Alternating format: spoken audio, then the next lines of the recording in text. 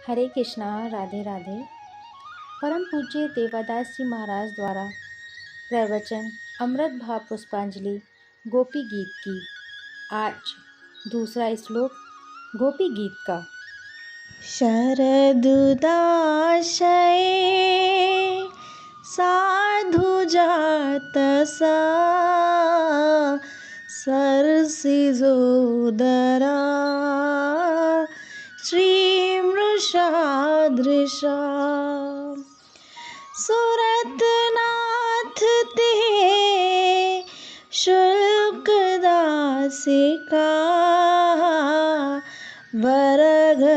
वरद निघ्नतो नेह किं वदा। गोपी कहती है कि महाराज केवल घायल ही नहीं किया, वध कर दिया आपने। नेह किम वधा, पता नहीं हम जिंदा कैसे हैं। और कोई हथियार नहीं उठाया, बिना अस्त्र शस्त्र के वध किया है। ऐसे वध किया है कि शस्त्र नहीं दिखाई पड़ा। पिछले श्लोक में गोपियों ने कहा था कि हमारे प्राण आपके पास ही हैं, क्योंकि वो आपकी वस्तु है, हमारी वस्तु नहीं है। इसलिए हम स्वेच्छा से प्राण त्याग नहीं कर सकते। आप चाहें तो हमारे प्राण समाप्त कर सकते हैं। एक गोपी के मन में यह भाव आया कि क्या श्री कृष्ण सचमुच ऐसा कर सकते हैं।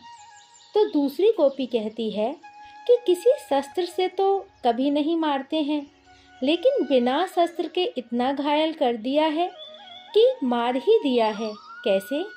कन्हैया ने अपनी आँखों से मारा है, इतना घायल किया है कि हम मरण के समीप पहुँच गई हैं। गोपी बताती है कि कृष्ण के नेत्र औरों जैसे नहीं हैं, तो वो हैं कैसे? शरद उद आशये, शरद ऋतु में जैसे कोई जलाशय हो, वह भी साधु जात अर्थात बहुत सुंदर परिष्कृत। सरसिजोदरा, सरसिज अर्थात कमल के उदर प्रदेश पर अच्छी, और श्री मुषादृशम अर्थात दिव्य आभा कांति हो, या जैसे शरतकाल में अति परिष्कृत जलाशय के उदर प्रांत यानी बीच में बहुत सुंदर दिव्य आभा कांति युक्त कमल खिले हों। देखिए, सभी ऋतुओं की अपनी अपनी विशेषता होती है। शरद ऋतु में स्वच्छता, निर्मलता, सुंदरता, बसंत ऋतु में सुगंध, ग्रीष्म में उष्णता, वर्षा में आर्द्रता, हेमंत में शीत इत्यादि विशेषताएं होती हैं। शरद ऋतु वर्षा के बाद आती है। वर्षा काल में पानी में जितनी मलिनता, कीचड़, मिट्टी रहती है, वह शरद ऋतु में नीचे बैठ जाती है। नदियाँ, जलाशय स्वच्छ निर्मल हो जाते हैं। आकाश में चंद्रमा, तारे सब निर्मल हो जाते हैं। और शरद ऋतु की चांदनी सबसे सशक्त होती है। चंद्रमा की किरणें रात में वनस्पतियों में औषधि तत्वों का आदान करती हैं। ज्योतिष के अनुसार जिस व्यक्ति की कुंडली में चंद्रमा कमजोर होता है, उसे चंद्रमा की किरणों का असर कम होता है, इसलिए उसे रोग ज़्यादा सताते हैं। सभी 16 कलाएं चंद्रमा की प्रकट होती हैं। शरद पूर्णिमा में भगवान ने चंद्रवंश में जन्म लिया और वह स्वयं भी समस्त 16 कलाओं के अवतार हैं। भगवान ने महारास इसलिए शरद पूर्णिमा की रात में किया है। उसी रात की ये घटना है जब गोपी गीत का गायन और रुदन करके गोपियाँ भगवान को पुकार रही हैं। शरद पूर्णिमा की रात्रि में कमल खिल गए हैं। सामान्यतः रात में कुमुदनी खिलती है और सूर्य के प्रकाश में कमल खिलते हैं। गोपियाँ कहती हैं कि शरद पूर्णिमा की रात्रि में ये जो खिले हुए कमल चमचमा रहे हैं, इनकी लालिमा बहुत अच्छी लग रही है। किंतु हे कन्हैया, ये लालिमा तेरे नैनों की लालिमा से कम सुंदर है, कुछ कुछ मिलती जुलती है। और महाराज, वो कमल तो घायल नहीं कर पाता, लेकिन आपके इन नैनों ने हमें घायल कर दिया है। और ऐसा घायल किया है कि हमारा वध कर दिया है। हे सुरथनाथ अर्थात प्रेम के स्वामी, ते शुल्क दासिका, हम तुम्हारी अशुल्क दासी अर्थात बेमोल की दासी हैं, क्योंकि तुम प्रेम का धन देते हो, कृपा करते हो। आपने हमें प्रेम का धन तो बहुत दिया है, लेकिन एक बहुत बड़ी गड़बड़ी कर दी है। अपने सुंदर सुंदर प्यारे प्यारे नेत्रों से इतना घायल कर दिया है कि हम मरण के समीप पहुंच गई हैं।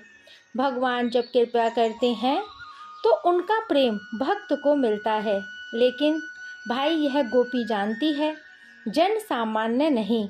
लोग तो धन मिलने को भगवत कृपा मानते हैं। फर्क क्या होता है, जिसको धन सम्मान पद मिलता है वो अन्य लोगों को तुच्छ समझते हैं, इसलिए ये सब गोपी को नहीं चाहिए। दूसरी तरफ जो भगवान के प्रेम का धनी होता है वह सबके अंदर अपने भगवान को देखता है, सबके प्रति आदर भाव रखता है, सबको नमन करता है। एक बात और है, धन भी भगवत कृपा का हो सकता है, किंतु तब उसके द्वारा सत्वगुण बढ़ता है, सेवा होती है, परोपकार होता है, भक्ति बढ़ती है, विनम्रता आती है। यदि धन भगवत कृपा का नहीं है तो अहंकार बढ़ेगा, रजोगुण तमोगुण बढ़ेगा, पतन होगा। यह कृपा कहाँ हुई, यह तो कृष्ण कोप हुआ। वरद निधुन तो नेह किम वधा, वरद अर्थात प्रभु आप तो वर देने वाले हो, लेकिन वास्तव में हमारे लिए तो आप ही वर हैं। महाराज आप तो दुनिया के सब वर दान दे सकते हैं, और हमारे वर और प्रियतम तो आप स्वयं हो, तो आप अपने को क्यों नहीं हमें दे देते हो। इसलिए दयति दृश्यताम, दया सिंधु प्रकट हो जाइए ना, और ना प्रकट होकर नेह किम वधा, क्या आप हमारा वध नहीं कर रहे हैं। कल हम भगवान के नेत्रों की शोभा की चर्चा कर रहे थे। गोपी की दृष्टि निरंतर भगवान के मुखार बिंद पर रहती है। माधुर्य भाव के भक्तों के लिए यही श्रेष्ठ बताया गया है। दास्य भाव के भक्त भगवान के चरणों पर अधिक निगाहें रखते हैं, तो मुखार बिंद की शोभा का दर्शन करते रहने के कारण गोपी को उनके नयनों की नैन अभिराम शोभा याद आ रही है। उस छवि को उन्होंने बताया है कि शरद ऋतु में खिले हुए कमल से भी अधिक सुंदर भगवान के नेत्रों की उस छवि ने हमें ऐसा घायल कर दिया है कि मरण के समीप पहुंच गई हैं। भले ही शस्त्र ना चलाया हो, फिर भी एक प्रकार से वध कर दिया है। भगवान को गोपियाँ सूरतनाथ कहती हैं, क्योंकि दुनिया में जितना भी प्रेम है सब भगवान के पास है। सबके मालिक श्री कृष्ण हैं, उसी में से थोड़ा सा निकलता है तो दुनिया के लोगों को मिलता है। दूषित होने पर दुनियावी या लौकिक हो जाता है, पवित्र रहने पर भगवत प्रेम होता है। रूपांतरण हो जाने से लौकिक प्रेम ममता मोह वासना आसक्ति में बदल जाता है, विकृति के फलस्वरूप। तो गोपियाँ भगवान को सूरतनाथ कहती हैं, क्योंकि जब वह कृपा करेंगे तो क्या देंगे, प्रेम देंगे, क्योंकि वह उसके स्वामी हैं। गोपियों को यह ज्ञान है, क्योंकि ज्ञान अंदर से प्रकट होता है, बाहर से यानी पुस्तक कॉलेज यूनिवर्सिटी से नहीं आता। उनको बिना पढ़े ही यह ज्ञान हो गया था कि सांसारिक वस्तुएं मिल जाना कृष्ण की कृपा नहीं है, क्योंकि वो सब तो प्रारब्ध के अधीन है। कृष्ण कृपा तो ये है कि उन सब चीज़ों से मन हट जाए और प्रभु के चरणों में लग जाए। ठाकुर जी से इतना प्रेम हो जाए कि उनके बिना हमें कुछ भी अच्छा ना लगे, ऐसी प्यास उत्पन्न हो जाए, उनके लिए हमारा हृदय तड़पने लगे, तब समझिए कि कृष्ण कृपा हुई है। यही यथार्थ ज्ञान है जो गोपियों के पास था। केवल कृष्ण ही अपने हैं, उन्हीं से संपूर्ण प्रेम होना चाहिए। यदि यह ज्ञान हो गया तो भक्ति और ज्ञान में अंतर कहाँ रहा। जिस ज्ञान में भक्ति नहीं रहती उसमें अहंकार होता है। वहाँ हम अपने को ब्रह्म ईश्वर स्वतंत्र सत्ता बताकर सर्वोपरि मानकर एक अभिमान अपने ऊपर लाद लेते हैं, वह ज्ञान नहीं है। गोपियाँ पूर्ण ज्ञानी हैं क्योंकि उनको वास्तविक ज्ञान है। नारद भक्ति सूत्र में नारद जी ने भक्ति का एक सूत्र दिया है, तस्य ज्ञानमेव साधनम इति। उस भक्ति का साधन है ज्ञान। लेकिन इस संबंध में यहाँ द्वैतवाद, अद्वैतवाद, विशिष्टाद्वैत, द्वैताद्वैत, इन सब में थोड़ा अंतर हो जाता है। अद्वैतवादी शंकराचार्य मतानुयायी लोग कहते हैं कि भक्ति साधन है और ज्ञान साध्य है, लेकिन नारद जी कहते हैं तस्वे ज्ञानमेव साधनम इति, अर्थात भक्ति का साधन ज्ञान है।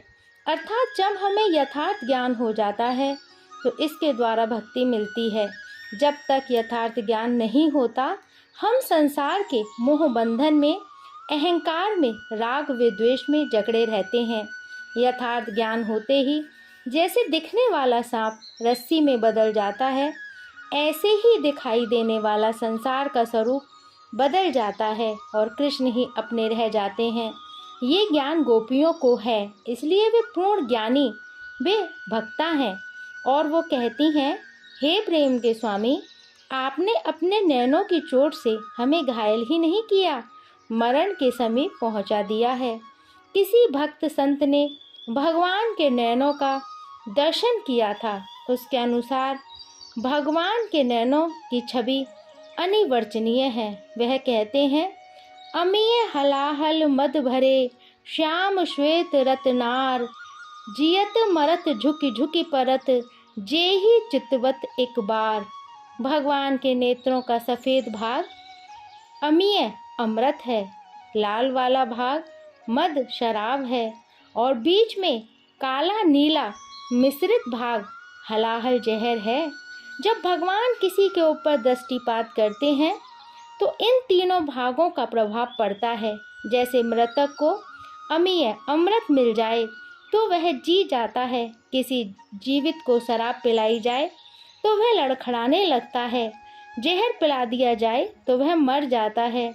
इसी तरह जो गोपी भगवान के विरह में मूर्छित हैं, वह कन्हैया के प्रेम दृष्टि डालते ही जैसे अमृत पड़ गया हो, होश में आ जाती हैं। और यदि किसी गोपी को पहली बार भगवान ने देखा, संपूर्ण दृष्टि डाल दी, तो वह बैठी बैठी बेहोश हो गई। पहली बार कृष्ण का दर्शन किया तो मानो जहर का प्रभाव आ गया, बिल्कुल जिंदा थी, मरे के समान हो गई। और कोई गोपी कृष्ण को स्मरण करती हुई चली जा रही थी और मुस्कुराकर कन्हैया ने प्रेम दृष्टि डाली तो वह शराब वाला नशा आ गया उसको, और झुकी झुकी परत वाली बात चरितार्थ हो गई। जो प्रेम भगवान की आंखों में भरा है, वह हम लोगों की आंखों में नहीं हो सकता। उस व्यक्ति की आंखों में कुछ हो सकता है जो भगवान का विशेष प्रेमी भक्त हो, क्योंकि भाई लौकिक नेत्रों का प्रयोग जब गंदा होगा, प्रभु दर्शन कम होगा और ना देखने वाली चीज़ें ज़्यादा देखी जाएंगी, तो भगवान की वह शक्ति नेत्रों में नहीं आएगी। निरंतर प्रभु दर्शन करने वाले नेत्रों में प्रभु की प्रेमा शक्ति का कुछ अंश अवश्य आ जाता है। जब गोपियाँ इस प्रकार से भगवान पर दोषारोपण कर रही थी कि कन्हैया, तुमने बिना किसी अस्त्र शस्त्र के अपने नैनों की दृष्टि से ऐसा घायल किया है कि हम मरण के समीप पहुंच गई हैं, तभी एक गोपी कहती है कि चुप रहो, ऐसे कहोगी तो कन्हैया आएगा ही नहीं, दर्शन नहीं देगा। तो फिर क्या करना चाहिए? गोपियों ने पूछा तो वह बोली, उसने हम पर कृपा भी तो बहुत की है, अब उसकी कृपा का गुणगान करो तब वह आएगा। क्या कृपा उसने की है? तो गोपी बोली, मैं बताती हूँ अब अगले श्लोक में, आगे कल आएगा। जब तक के लिए हरे कृष्णा, राधे राधे।